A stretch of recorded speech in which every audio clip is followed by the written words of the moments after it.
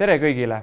Oleme jõudnud orientatsiooni viimase õppetunni juurde ja selle õppetunni nimi on Mugul Sibul. Me alustasime teiega üheskoos õppematerjalide läbimist oktoobris ja nüüd me oleme jõudnud detsembri keskpaiku ehk üks õppematerjal on läbi ja täpselt 2,5 kuud on möödas. Just sama kaua võtab ka see aega Lootuse külas programmis olevatele inimestele. Üks õpik kuskil 2,5 kuud. Nii et eeldatav programmi lõpetamise aeg ongi kuskil 10 kuud. See on siis see aeg, kui see ring on peale tehtud nende õpikutega.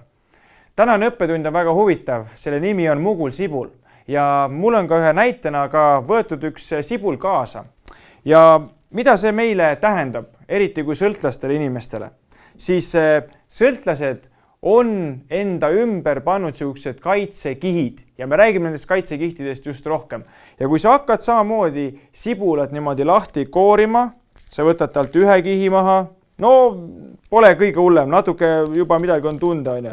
Aga mida rohkem sa neid kihtesid maha võtad sellel sibulal, seda rohkem sa hakkad tundma, mismoodi see haiseb. Sa hakkad tundma, mismoodi see sibul tekitab sinu silmades siukest vastikut asja ja sul hakkab tulema pisarad.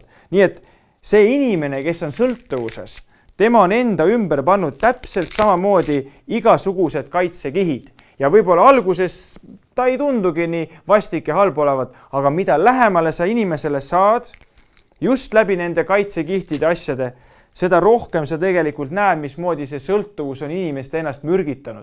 Mismoodi lõppkokkuvõttes ta võib olla täiesti mäda ja täiesti laastanud inimene. Aga välja ta paistab nagu kõik teised. Nii et see sõltlane on, nüüd läheb juba päris hulluks. Sõltlane on täpselt samamoodi, nagu see Mugul Sibul on enda ümber pannud ühed kaitsekihid, millega ta kaitseb ise ennast. Ja esimese kaitsekihina, millega ta kaitseb seda siis sõltuvust, ma teen siia ka 6 ringi, on esimeseks ringiks on usaldamatus.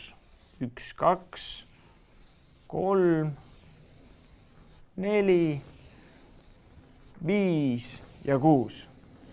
See on siis meie Mugul Sibul ja ma teen ka siia väiksed tutid pähe, et ta oleks rohkem Mugul Sibula moodi. Nüüd esimene kiht, see siin. Selle nimi on usaldamatus ja ma kirjutan selle siia ka maha ruttu. Usaldamatus. Ehk see sõltlane, kes on, ta kaitseb iseennast sellega, et ta ei usalda mitte kedagi.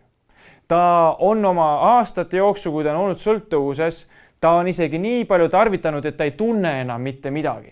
Nüüd, et sellest kaitsekihtist läbi saada, kuidas sa saad sellest läbi, kui inimene ei usalda mitte kedagi? Teiseks kaitsekihiks on hülgamine. Sõltlased on elus kogenud väga palju hülgamist. Enda perekonna poolt, enda lähedaste poolt. Ja selle asemel, et sõltlane enam kogeks suut hülgamist, on ta teinud niimoodi, et ta hülgab ise teise inimese ennem. Ja see on üks kaitsekiht, millega sõltlane ei lase ennast mitte kellegile nagu enda ligi tulla. Kolmandaks kaitsekihiks on hirm. See inimene, kes on sõltuvuses, kaitseb ennast sellega, et ta ei lase kedagi läbi selle kaitsekihi, milleks on hirm. Ehk ta ei lase mitte kellegil tekitada midagi elus sellist, mis paneks seda hirmu tundma. Ehk ta paneb endale selle kaitsekihi peale, et mitte keegi ei suuda teda mingisuguste hirmutavate asjadega nagu ära anda seda, mis on temale kõige kallim. Ehk milleks on siis sõltuvus. Ja inimene ise selle sees on nagu siin niimoodi, tal on niisugune nägu peas ja tegelikult ta ei ole üldse ise õnnelik. Aga need kihid, mis ta on enda peale pannud, on see kihid, millega ta kaitseb siis seda sõltuvust, et keegi ei saaks teda kätte sellisena, kes ta tegelikult on. Järgmiseks kaitsekihiks on vale ellu suhtumine. Ja inimene on selle kõikide nende sõltuvusaastate ajal saanud ühe täiesti vale ellu suhtumise. ehk ta ei näe enam asju üldse niimoodi, nagu need on reaalsuses. Ja see on niisugune väga kaval nii-öelda kaitsemehhanism ja kaitse niisugune asi, mis on sõltlasel peal, ehk ta elabki niisugust vale suhtumisega elu. Ehk tema jaoks on täiesti normaalne näiteks teisi inimesi petta, tema jaoks on täiesti normaalne, et on legaliseeritud näiteks kanep ja ta usub seda ise, et see on täiesti normaalne. Tal on täiesti vale ellu suhtumine. Ja nüüd, kui sina tahad temaga minna nagu midagi konverteerima või minna läbi nende kaitsekihtide, siis see vale ellu suhtumine on see midagi, mida ta ise ka usub, sest ta arvab, et see on nagu õige asi ja sa ei saa nagu seda sõltlast sealt seest kätte, sest see vale ellu suhtumine on tekitanud nagu niisuguse kaitsekihi tema sisse. Järgmisena on patused teod. Ja iga sõltlane ise teab seda, kui palju ta tegelikult on jama kokku keeranud, kui palju on seal saladusi. Öeldakse niimoodi, et inimene on täpselt nii haige, kui palju on tal saladusi. Ja need samad saladused, mis on nende patuste tegude taga, on midagi, mis ka kaitsevad teda ja hoiavad teda selles sõltuvuses kinni. Nüüd, kuidas sa saad sellest kaitsekihist läbi, et inimene avaks ennast iseennast sulle, et ta räägiks nendest patustest tegudest, mida ta teinud on, et ta räägiks ja tunnistaks üles võib-olla need vargused, mida ta nende perekonnaliikmetele ja lähedale teinud. Sul on õigus, see on päris keeruline asi, mida sa nõuaksid sõltlaselt, aga see on omakorda lihtsalt üks ja seesama kiht, mis kaitseb seda sõltuvust, mis hoiab inimest tegelikult vangis selles sõltuvuses. Ja 6. muidugi on kõik need enesekaitse mehhanismid. See on seesama asi, kus inimene konkreetselt eitab oma probleemi. Kui sa lähed tema juurde, ütled, kuule, sul on selle sõltuvuse probleem, ei ole, mis asja, mina ei ole mingi sõltlane. See on täiesti normaalne, kui ma tõmban nädalas mingi 5 grammi kanepit ära. Kas sa teadsid seda, et Amsterdamis on see üldse legaliseeritud? Ja nii edasi ja nii edasi.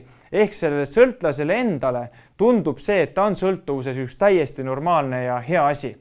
Ja nüüd küsimus on selles, et kui sõltlane on ennast pannud niisugustesse erinevatesse kaitsekihtidesse, kuidas teda saab üldse aidata? Kuidas saab keegi lähedane inimene või midagi tungida läbi nende kihtide, et saada see inimene ise kätte? Ja õige vastus on muidugi selles, et see inimene peab ise maha võtma need kaitsekihid. Lootuse külas olles meil on niisugune harjutus, mille nimeks ongi mugul sibul. Ja kus moodi siis samamoodi me vaatame, me teeme endale nimekirja 6 lähedasest inimesest. Seal on perekonnaliikmed, võib-olla elukaaslane, võib-olla parimad sõbrad ja me vaatame, et kas me oleme kedagi üldse lasknud endale nii lähedale. Sest et nende sõltuvus nende aastate ja asjadega, näiteks, et kas me oleme kedagi lasknud nendest patustest tegudest, kas meil on keegi tugiisik või inimene, kellel oleme julgenud üles rääkida kõik need asjad, mida me tegelikult oleme teinud. Kas me oleme valmis tunnistama oma valet suhtumist elusse? Kas me oleme valmis jagama neid hirmusid, mis on tegelikult meie sees? Kas me oleme valmis inimesi uuesti usaldama? Ja Lootuse külas olles ja võib-olla ka sina, kes sa vaatad selle ekraani taga, need on need kaitsekihid, mis kaitsevad seda inimest selle sõltuvuse eest. Nad kaitsevad seda sõltuvust. Ja nüüd, kui sa mõtled nende lähedaste inimeste peale, kas sina oled enda elus lasknud nendel lähedastel inimestel läbi nende kaitsekihtide? Sest et alles siis, kui sa saad tõesti vabaks nendest kaitsekihtidest, kui sa paned need relvad maha, on see hetk, kus sina ennast saaksid muuta. Nii et Lootuse külas me teeme niisugust harjutust, kus me vaatame enda lähedaste inimeste peale ja me vaatame, et kas seal on need inimesed, keda me oleme üldse nii lasknud nii lähedale. Ja kui mitte, siis uues elus kindlasti tulevad need lähedased sõbrad, keda me saame lasta sinna lähedale. Et me saaksime tegelikult ka muuta, et me oleksime valmis maha panema kõik need kaitsemehhanismid ja asjad, sest sellest lõppkokkuvõttes sõltub täielikult meie enda taastumine ja meie enda tulevik.